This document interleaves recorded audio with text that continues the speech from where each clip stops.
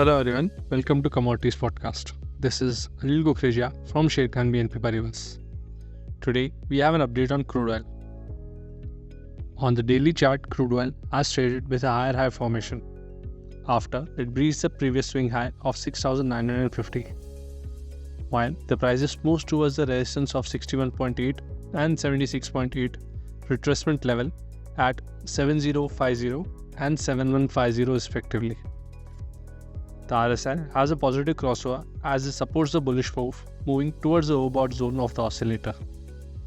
Therefore, till the prices sustain above the yesterday's low, prices should be seen as a buy on dip strategy and should target the level of 7,100 and 7,150 for the coming session, with a reversal below the level of 6,950.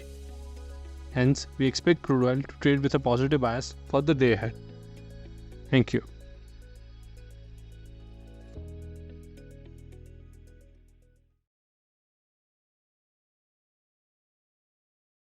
Investment in securities market are subject to market risks. Read all the related documents carefully before investing.